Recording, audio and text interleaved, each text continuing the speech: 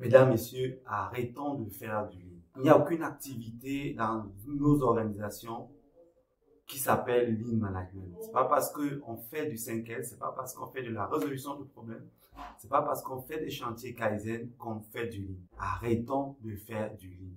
Ça ne sert à rien du tout. Mesdames, Messieurs, ça fait quelques mois que nous n'avions pas publié et nous avons pris du temps pour vous concocter une série de 14 vidéos qui vont vous aider à découvrir plus amplement l'excellence opérationnelle. Nos expériences, nous allons les partager. Nous allons partager des expériences de tous les managers, des managers ACUP, des erreurs, des succès. Tous ces éléments vont nous aider effectivement à comprendre ce que c'est que le lean, à découvrir le lean et surtout à comprendre les méandres du lean management.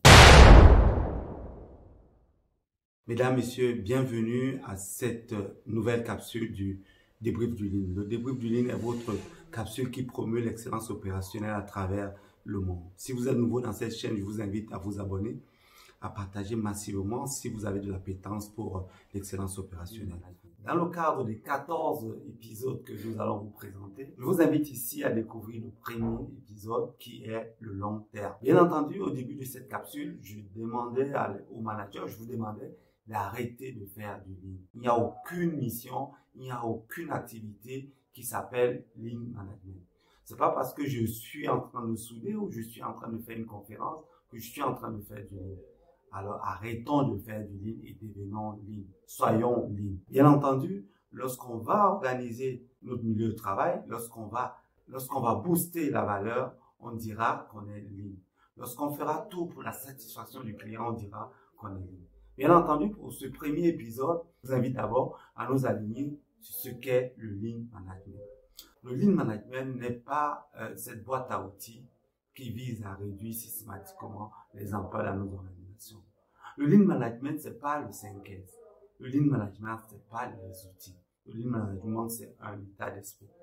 S'il fallait résumer, s'il fallait définir tout simplement le lean management, on dirait le lean management n'est pas faire plus avec peu. Ça, c'est un discours que j'ai toujours entendu. Ça, c'est une définition vulgaire qu'on a pu vulgariser, je ne sais pas par qui, peut-être par les charlatans, les gourous du lean. Mais le lean management, c'est pas amener les gens à travailler très rapidement. Le lean management, c'est pas d'amener les gens à travailler vite et avec si peu de moyens. Ça, c'est une définition erronée. Alors, dans le cadre de cette capsule, dans le cadre de cet épisode, je vous invite ici à comprendre très bien ce que c'est que le lean. Le lean va mettre en avant l'humain. L'humain qui crée de la valeur. L'humain qui crée de la valeur pour le client. Le client ici, j'entends par client, les trois clients. Le client externe qui met les mains dans les poches pour payer, acheter un produit. On a aussi deux types de clients internes qui sont le salarié et l'actionnaire. Vous conviendrez avec moi que si on coupe un des maillons de ces trois clients, l'entreprise est en faillite. J'ai souvent entendu parler, j'ai souvent entendu certains managers définir le lean comme étant cette démarche-là qui vise à diminuer les gaspillages.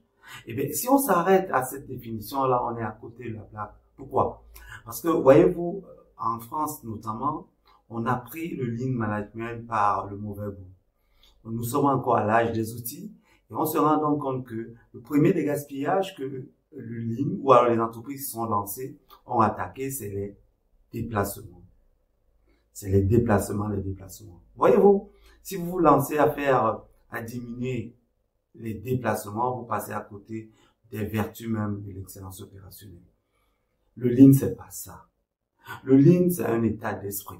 Le lean, c'est cette démarche-là qui vise finalement à satisfaire davantage le client au travers de tout ce que vous allez mettre comme petit pas, de tout ce que vous allez faire dans une organisation pour améliorer sans cesse la valeur pour le client. Et donc, pour faire simple, le lean, c'est ce système d'apprentissage continu qui vise à améliorer la satisfaction du client. J'entends par client, l'actionnaire, le salarié, mais surtout celui qui définit la valeur, le client final qui met la main dans la poche pour payer. Maintenant que nous sommes alignés sur la définition du lean, revenons sur le titre de notre capsule, de notre épisode d'aujourd'hui. Nous allons parler du long terme. Bien entendu, Une organisation qui se lance dans l'excellence opérationnelle devrait d'abord rêver grand et surtout rêver long terme. Sortons rapidement de la dictature du court terme qui nous amène à rechercher tous les jeux des quick wins et à inciter nos collaborateurs au TMS et surtout à la mauvaise qualité de vie au travail. Moins de 10% d'entreprises dans le monde diffusent et vulgarisent leur vision stratégique. C'est une mauvaise nouvelle. Les entreprises gagneraient à booster, à promouvoir la vision stratégique pour plusieurs raisons.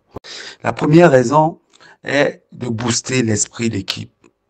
Les entreprises doivent créer un climat favorable pour effectivement encourager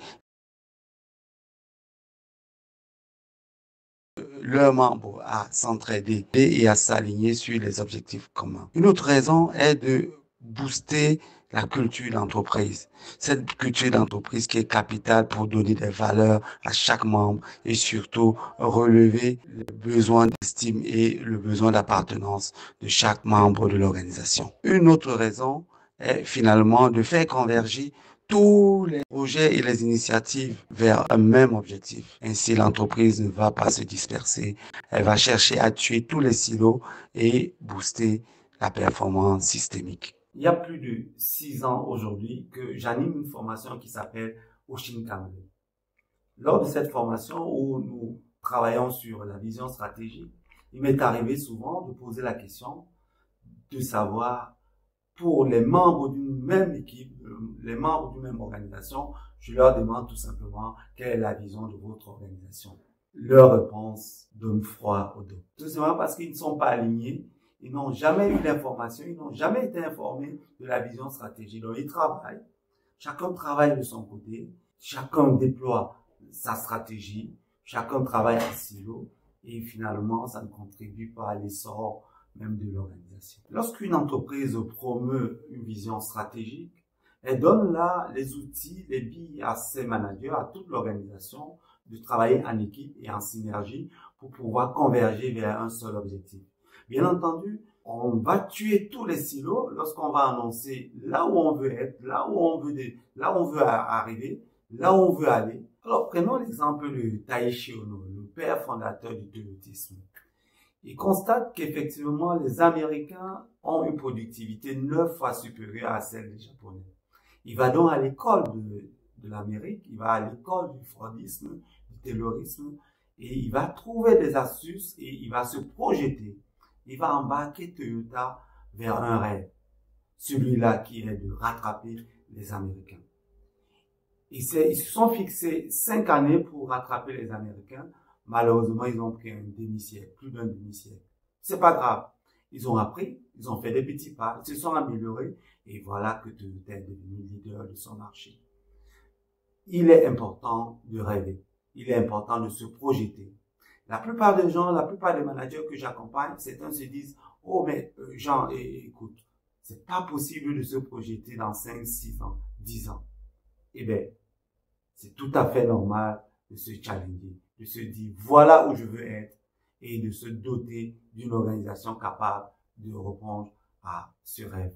L'exemple que nous prenons pour les organisations tient aussi pour les humains. Tenez, Francis Ngannou, qui est le champion du MMA qu'on ne présente plus, connaissez tous son histoire. Il a rêvé de devenir un champion du monde de boxe, mais il est devenu champion du monde de MMA. Votre rêve peut vous amener vers des sommets, peut vous amener vers des cimes. Et si vous avez visé finalement la lune et vous avez atteint les étoiles, c'est pas grave du tout. C'est pas grave du tout.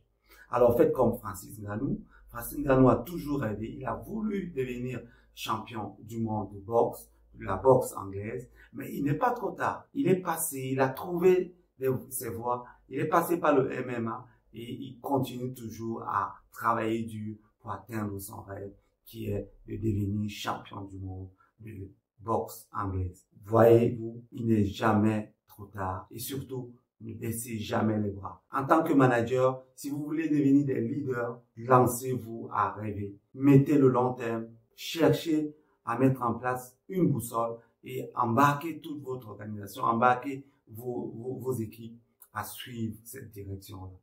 recadrez-les, ayez une boussole pour recadrer toutes vos initiatives, tous vos projets, pour qu'en réalité, vous atteigniez vos objectifs qui seront des objectifs long terme. Quand j'entends par long terme, ça veut dire pas, ça ne sous-tend pas d'abandonner le court terme. Bien entendu, vous avez des chantiers d'amélioration, des petits pas que vous faites tous les jours, où vous allez avoir des savings tous les jours, mais tout ceci doit rester focus, doit rester encadré, doit suivre la ligne directrice qui est la vision stratégique. Inciter les managers à travailler sur le long terme est très facile. Le discours est facile, le narratif est compréhensible, mais la mise en pratique est très complexe. Je vous le conseille. J'anime une formation qui s'appelle Oshin Camry et je donne des billes, je donne des astuces, je donne des stratégies pour pouvoir mettre en place le long terme, pour pouvoir mettre en place la vision stratégique dans les organisations. Cette vision stratégique qui est capitale pour promouvoir la valeur, dans une organisation et rendre une organisation toujours résiliente. Mesdames, Messieurs, quelle est votre vision? Si vous êtes au courant de votre vision, si vous connaissez votre vision, je vous demande à partager avec nous dans les commentaires quelle est la vision de vos organismes.